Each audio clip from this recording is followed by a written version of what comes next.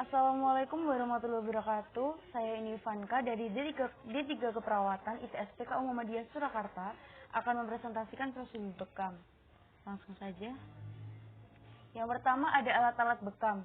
Terdiri dari bekam set, pisau bedah, gagang pisau, antiseptik, kemudian dan minyak zaitun, ada kasa steril, hand gloves atau sarung tangan, kemudian ada baskom, cawan darah, alat ukur, gunting rambut, tensi darah, stetoskop, masker, bak sampah, dan bak sampah untuk pembakaran.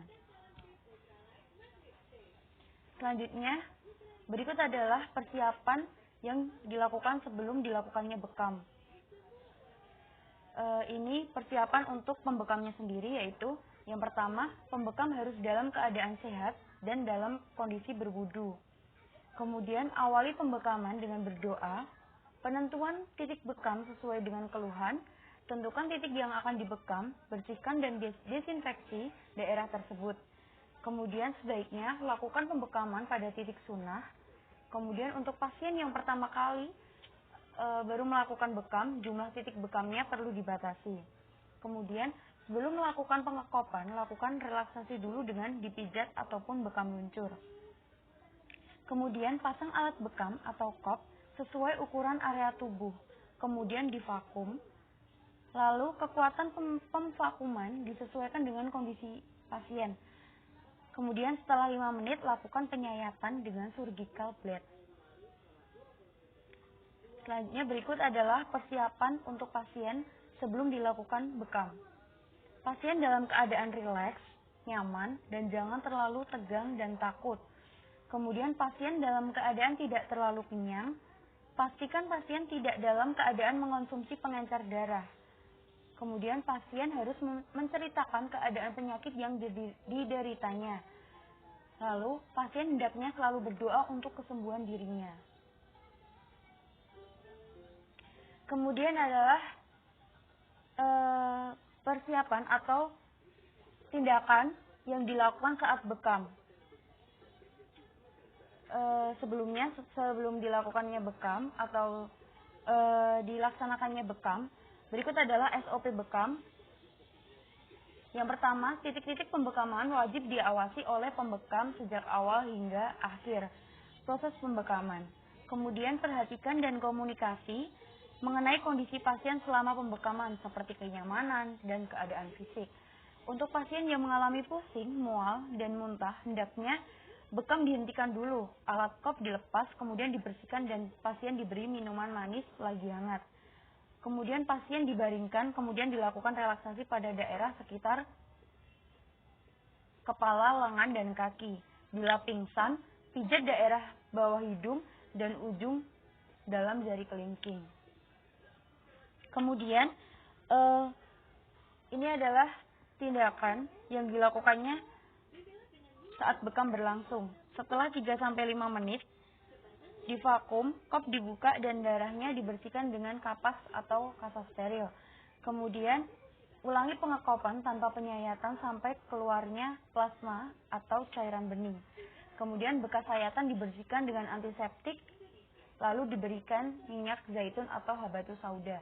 Bersihkan minyak dari daerah pembekaman, lalu pasien dipersilahkan untuk memakai pakaiannya kembali.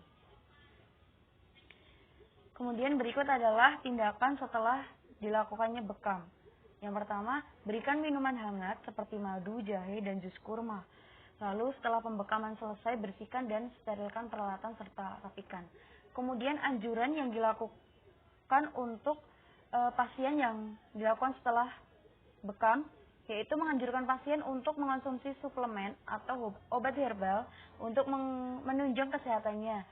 Kemudian pasien harus cukup istirahat, lalu tidak melakukan aktivitas fisik yang terlalu berat, lalu kemudian perbaiki ibadahnya.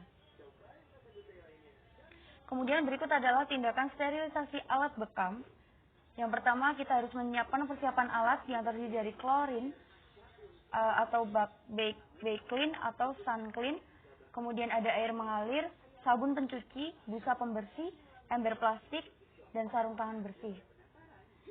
Berikut adalah langkah-langkahnya. Yang pertama, dekontaminasi, yaitu alat bekam direndam dengan klorin 5-10% selama 10-15 menit.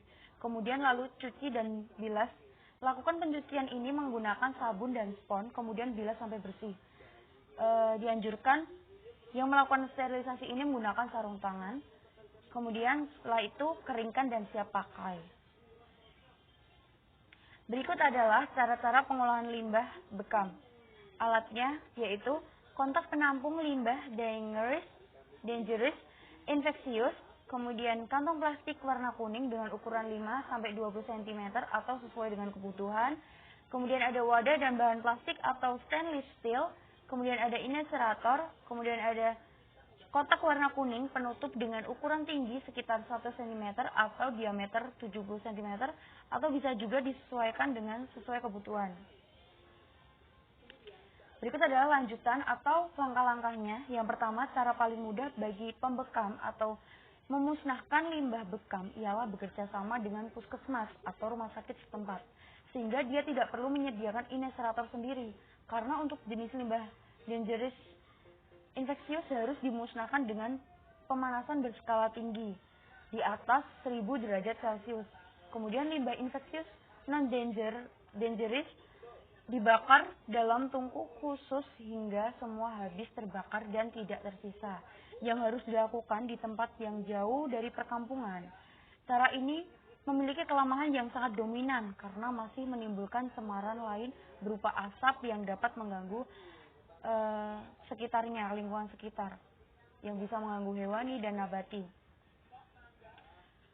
Kemudian darah bekam dicampurkan dengan limbah infeksius dan non-dangerous, dimasukkan ke dalam kotak TPS atau tempat penampungan sementara, kemudian dimusnahkan. Lalu yang keempat, limbah cair hasil pembuangan sanitasi ditampung di lubang zinc, ditutup lubang pembuangannya, dicampurkan dengan klorin dan dibiarkan beberapa saat. Kemudian dibuang dengan mengalirkannya langsung ke saluran pembuangan.